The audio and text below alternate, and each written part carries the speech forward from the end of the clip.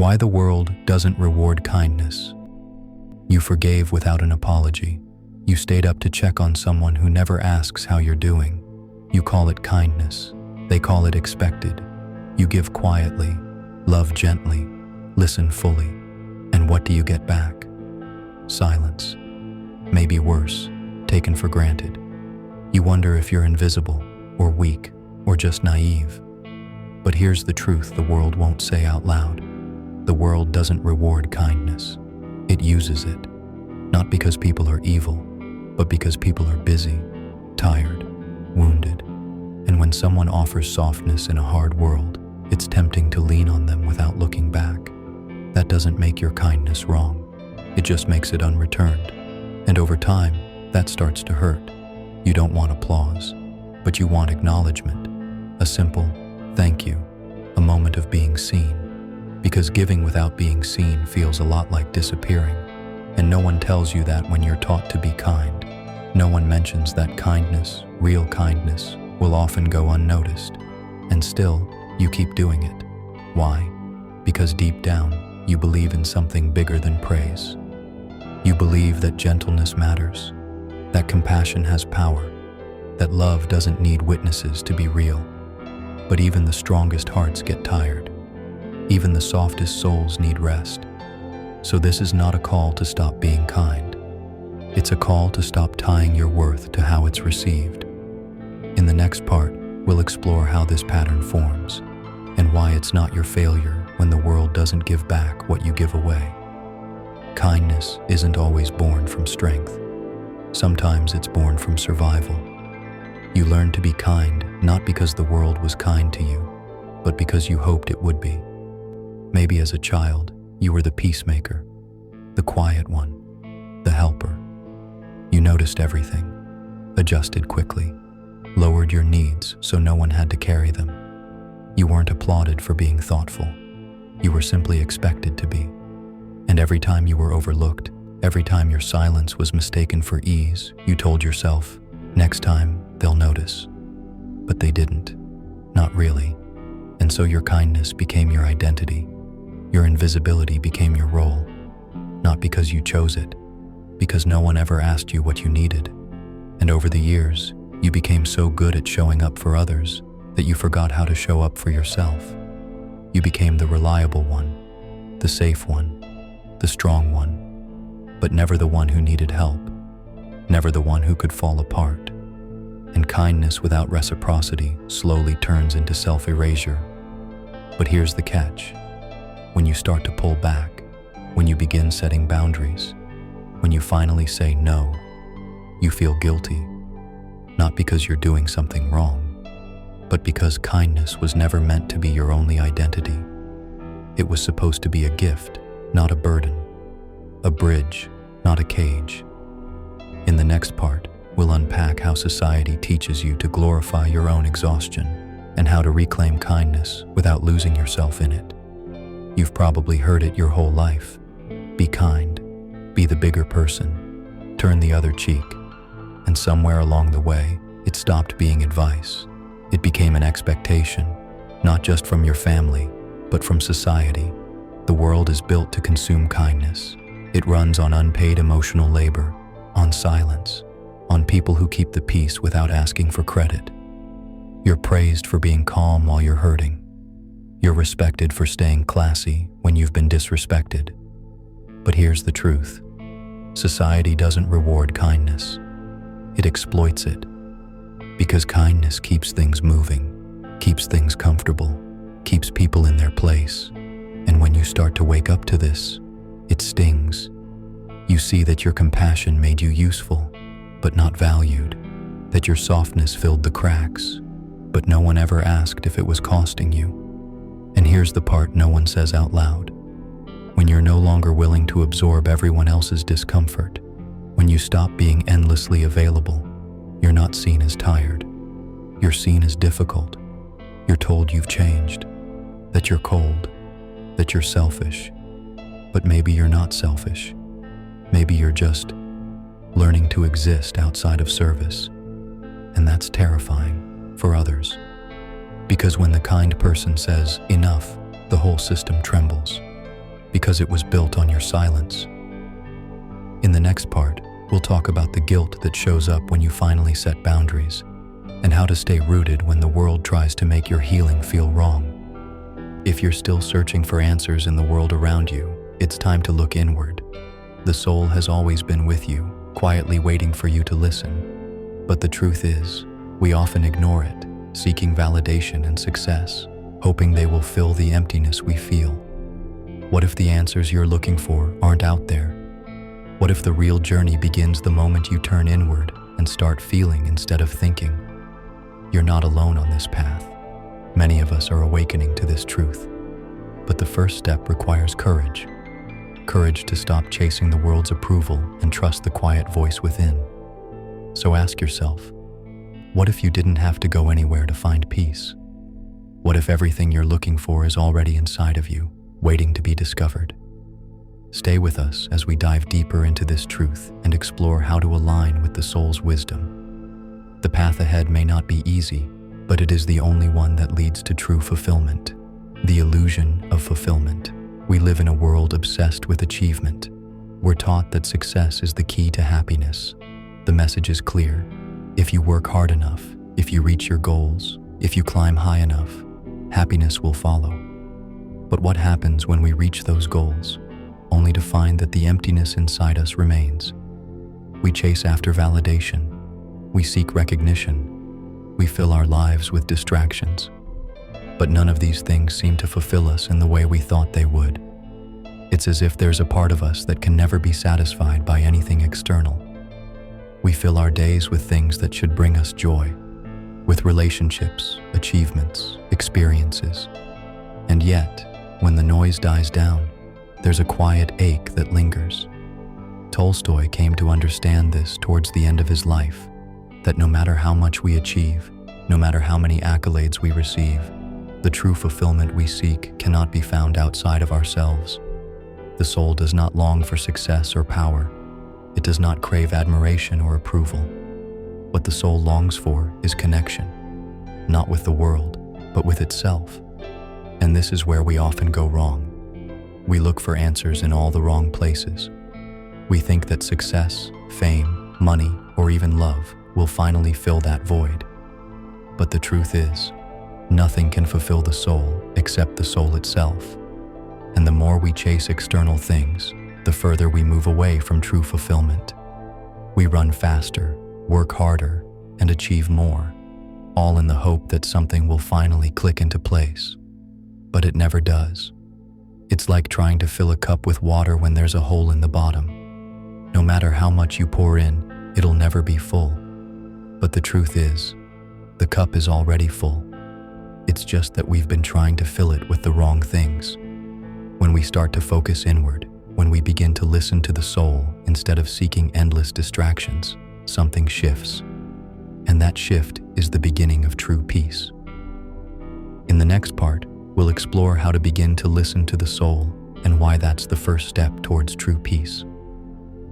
The path inward. What if the answers you've been searching for aren't out there at all? What if they've been inside you, waiting patiently for you to stop running from them? For so long, we've been taught to seek solutions outside of ourselves. We look for answers in books, in gurus, in relationships, in achievements. We consume knowledge like it will be the key that unlocks everything. We place our hope in things that seem to promise peace. But the truth is that peace has never been found in the world. It's always been within. The soul doesn't need fixing. It needs listening. When Tolstoy reached the end of his life, he realized that all the years he had spent striving for approval, for success, for recognition, they were empty pursuits. They didn't bring him the peace he had been searching for. It was only when he began to look inward that he began to understand. It was only when he stopped looking for answers outside himself that he found the one truth that had been there all along. The soul is not a problem to be solved. It's a presence to be experienced. But how do we experience it? How do we begin this path inward? The first step is simple, though it's often the hardest. We need to stop running.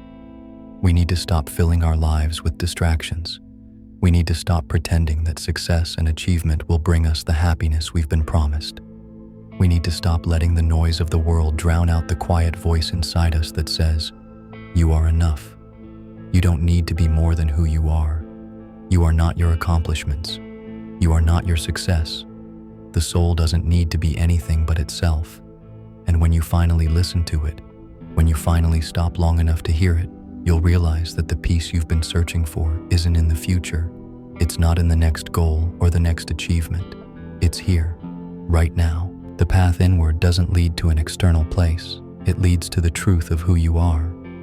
In the next part, we'll discuss how to let go of the external world's expectations and begin embracing the quiet power of being yourself. Embracing the soul. Once you stop running, once you've dared to look inward, the next step is to embrace what you find. The soul is not a guest in your life. It is the essence of it. We are taught from a young age that we should strive for something beyond us, something bigger, more successful, more impressive. We are told that happiness lies in the next achievement, the next moment of recognition. But all of that is fleeting. The soul does not crave what the world craves. It does not desire power or glory. It does not yearn for status or approval. The soul simply desires to be, to exist fully, without shame or guilt. When we stop running from it, when we allow ourselves to feel it fully, we find that the soul is not an entity we must earn. It is not something we must deserve. It is not something we must reach for. The soul simply is. It is the quiet hum of existence, the unshakable truth that resides deep within us. And the more we listen to it, the more we realize that it has been guiding us all along. The problem is not that the soul is missing. The problem is that we have been too distracted to listen to it. In this world, we are taught to drown out the quiet voice of the soul. We are taught that success means doing, but the soul is found in being. We chase after productivity, after results, after the next milestone. And while these things can bring us temporary satisfaction, they do not bring us peace. True peace comes from listening to the stillness within, from reconnecting with that deep part of us that is not defined by external circumstances. The soul is not concerned with what you accomplish. It is concerned with who you are. And who you are, without the accolades, without the validation, without the applause, is enough. When you begin to accept the soul as the central force in your life, you start to understand that you don't need to prove anything. You don't need to constantly seek external validation. The only approval that matters is the one you give to yourself. This is not a rejection of the world. This is an invitation to live in alignment with your own truth. To embrace your soul is to embrace the deepest part of you, the part that knows what you truly need, what you truly desire, and what will bring you peace. When you live from that place, you no longer need to chase after fleeting moments of success. You no longer need to fill the void with external achievements.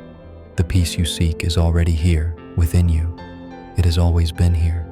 And as you embrace the soul, you will notice that the noise of the world becomes quieter. The distractions fall away. You stop feeling the need to impress others, to compete, to prove yourself. Because the truth is that the only person you need to impress is yourself. The only person who truly matters is you. The soul doesn't care about your accomplishments.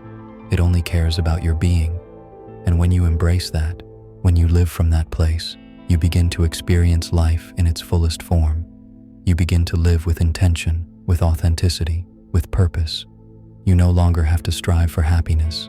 You simply are happy because you are at peace with who you are. In the next part, we'll explore how to live in alignment with the soul in a world that constantly distracts us from it, and how to stay grounded in your truth no matter the circumstances. Living in alignment with the soul. Once you begin to listen to your soul, everything changes. Your relationship with the world, your interactions with others, your sense of self, all of it begins to shift. When you stop chasing external validation and start honoring your inner truth, you will find that the world around you begins to align with that truth. People may not always understand your decisions. They may question your choices. They may try to convince you to go back to the path you were on, the one that promised success, the one that promised approval. But when you've found the truth of your soul, nothing can pull you away from it. You may still feel the pull of the outside world, but you will no longer be swayed by it. You'll know deep within yourself that the peace you're searching for doesn't come from others. It comes from within. Living in alignment with the soul means letting go of the need to impress others. It means releasing the pressure to succeed, to perform, to be something you're not. It means living authentically, unapologetically, and with the courage to be yourself, no matter what the world thinks. But living this way doesn't come without its challenges. It means standing firm when the world pushes against you. It means saying no to things that don't align with your soul, even if it's difficult. It means creating boundaries, not just with others, but with yourself. It means choosing peace over success, authenticity over perfection, love over fear. And this is where the real journey begins. Because when you choose to live in alignment with your soul, you are no longer driven by the external world.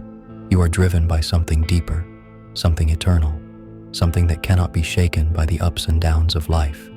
In the next part, we'll explore how to maintain this alignment in a world that constantly pulls us in different directions, and how to live with the peace that comes from being true to yourself, finding peace in the chaos. There is a moment in every journey, the one where we finally accept the truth. It's the point where we stop running and stop pretending. It's the moment when everything changes. For so long, we've been chasing an external answer, something that would solve all of our problems. We believed that success, that recognition, that validation would fill us. But the truth is that those things only mask the deeper question. We've been looking outside for what was always inside. Peace is not something that can be acquired. It's something we must remember.